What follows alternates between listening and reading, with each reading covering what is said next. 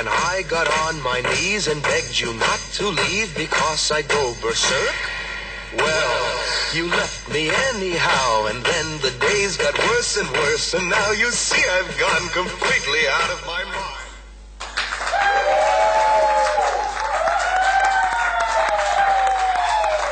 Yeah, hey, we've all gone completely out of our mind, and one of the reasons is because we've got creepy crawlies hanging around here again today, because we've been joined by the fabulous Burt Candicio from the Victorian Insectarium. Welcome, Burt. Hi. Good. How are you all? Really good, mate. How are you? Oh, good, good. A bit hungry. You feeling a bit peckish? All right. I am. Well, what I thought we'd do today for something a little bit different is talk a little bit about insects in diets of various peoples around the world. So I bought a couple of things to have a look at. Now, first of all, we've all eaten these things before, haven't we?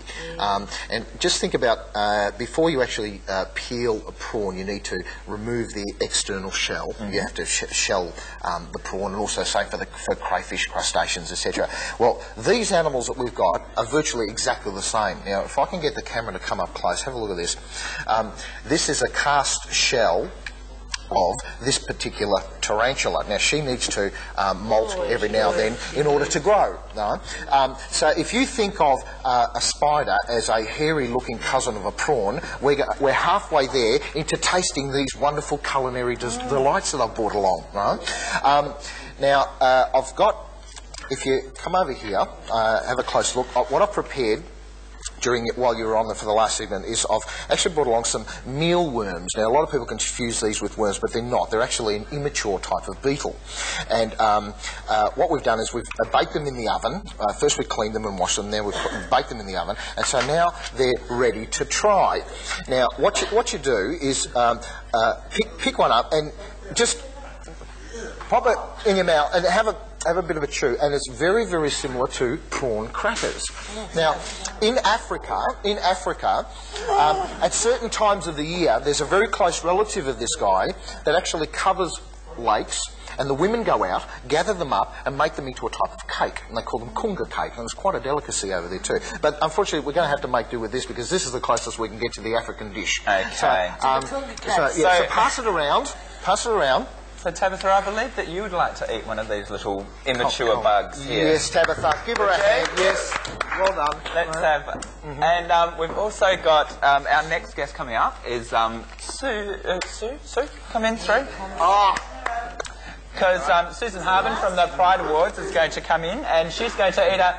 Tabitha, don't be greedy. They're nice. They're nice. Aren't they? They're nice. And Susan, have one of those as well. I'm dying. Great. They are nice. Are they very nice, similar to pork crackers. Are they? Yeah, they are nice. Troy, are you going to have one? Vegetarian. What about you, Mother? Come on. Now, while you guys are having a go at that, I'm going to get ready to make a special salad. Right, so I'm going to prepare a special salad. Oh! Oh my God. So yeah, well done. Give them a hand. Well done. Yes. Good. All right. They're like a peanutty. Satay. But do you know what I didn't like though? Do you know what I didn't like is their legs touching my tongue. That was awful. Okay. Let's all get calm and centred again, and we're going to go over, and Tabitha's going to give us a bit of more news and reviews and gossip. Take it away, Tabs. Thank you, and yes, they were delicious. Of course, School AIDS Day is on Friday the 14th of July. If you'd like more information, of course, you can give them a ring at Positive Women, and they'll give you all the rundown on that. It's basically to give young children a bit of a guide to and to think about people who have died with AIDS, and it's for Eve van Grofhorst. I think that's sort of right. She had died from AIDS when she was 11 years old. So if you want your school to get involved in that, mums and dads or anyone who's watching, or kids perhaps, you can give the Positive Women's Centre a ring and they will put you on the right track. If you'd like a Ben TV cap, which can be a very stylish sort of thing to have around if you're probably going to the beat or something like that, or you just want to jive around and you can't feel real groovy down Lygon Street, get one of these Ben TV caps. They're of course $20 for non-members or $15 for members. Funds do help keep the station going, and these very stylish t-shirts, which double as a cum rag if you do get stuck, boys. They are actually $20 for a t-shirt and $10 for a member. Sensational. Back to you, Paul. And thank you, Miss Information Tabitha Turlington. That was fabulous. It was very infomercial. You could get a job with Susie. All right, now we are going to talk a little bit more. You're going to make a salad, I believe, or a salad dressing. Quite a few ways of serving these up. You can either have them fresh out of the oven like we've just done, or just pop them in a grinder, like so. I'm going home to do this immediately. No. Now, obviously, the more you grind, the finer the flour, right? So we'll just grind them up like so.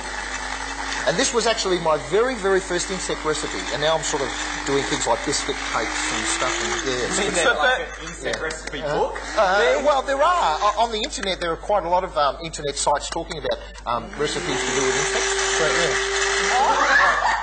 Okay. That would be one of our roving repeaters. Yeah, I knew I used it for something. All right, now, I brought along some fresh salad for all the vegetarians, right? And then you're going to put animal on? No. First we need to dress the salad. So what I'll do is I'll brought along a little bit of olive oil. So just... Okay, bit of olive oil. Would that be a diamond? Okay, right. Bit of vinegar. A cubic zirconia bracelet. Okay, bit of vinegar. Right. Okay. Right. A little bit of salt. Bit of the harden the arteries. Yes. Right. Caesar it ain't, mate. Now, pepper. And of course, the piece de resistance, our mealworm flour. So we'll just sprinkle a little bit of this in here. Right. Okay. No. Okay. Not only for salads, but you can also use it for dressing things like all sorts of meat dishes, lamb, chicken, and it gives a very nice. It would make as a coating. Stuffing, wouldn't it? Yes. Yeah. You could even put it in stuffing. Stuffing with immature bug gut, sweetheart. Okay. Now I'll just give that a good stir. Yeah, just a little bit. Yeah. It's pure protein. Yeah, pure. No, well, not 100%, but about 95%. 95%. So yeah, I'll go first. And we all like our protein. Absolutely delicious. People are flapping, so I have to watch. Be my guest. Pass it around. Have a try. Beautiful. So.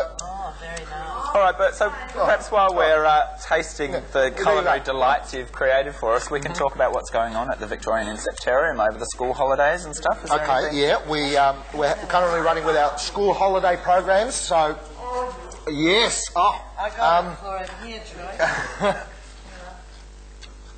It's very tasty. So we're running with our school holiday programs now. So doing a lot of work with children and also adults really who come and visit us. And actually, this has given us an idea. Maybe for the next school holiday period, we may have a whole program where we will cook and prepare a whole range of insect dishes. Well, get everybody to come down and have a go. The GST free too, aren't they? They can't bloody tax us on our bugs. So get out to your garden, everyone. Grind up your bugs and make some salad. There you go. There we go. Okay. Convert. That's good. You said that you'd get us all to Yes, that's right. not even a complaint. For dinner. Yeah. That's amazing. Very nice. Now we've had cockroach pate, quite nice. And also another great delicacy is fried termites. Fried termites in butter. Very nice. Quite nice. That is disgusting. Cockroach pate. Yes, cockroach pate. Now you friends that are moving to Sydney, that'd do huge things in Sydney. Okay, well, how about we do this? What if I bring a range of dishes next time, and I'll just put them on the table, and I won't tell you what they are, and everybody have a go, and then when we've all eaten it all, I'll place the labels next to the dishes. That'd be great, and then the camera can get close-ups of us all everywhere. That'd be lovely. We'd like that a lot. Okay. All right. Troy, have you got something you want to talk about? I do, actually. It was just, now that I've lost it, just this little funny article I had. A bare-breasted blonde mermaid perched atop a rock is making tourists gape in disbelief along a Norwegian fjord. One man jumped off a boat and swam over to her. She was a 37-year-old whose job was a professional mermaid, sitting up there just while the boats go past. Professional mermaid. Yeah, basically. I'd like to see her job spec.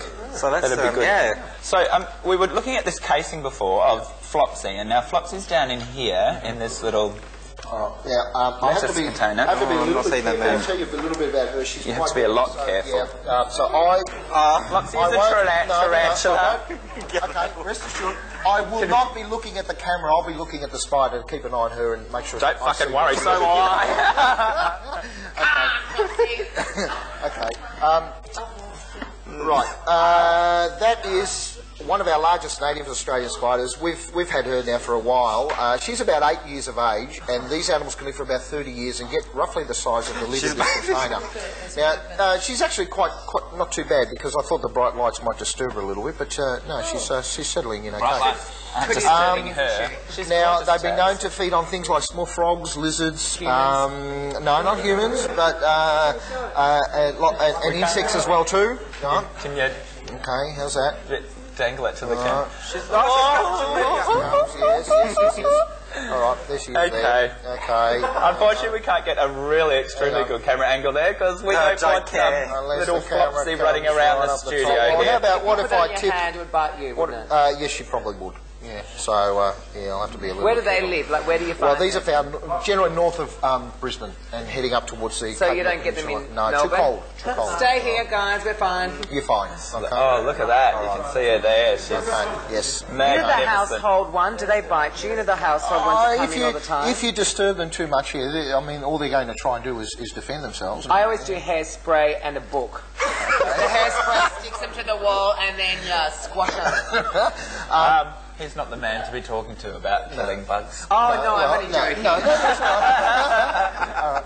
Well, put it to everybody this way.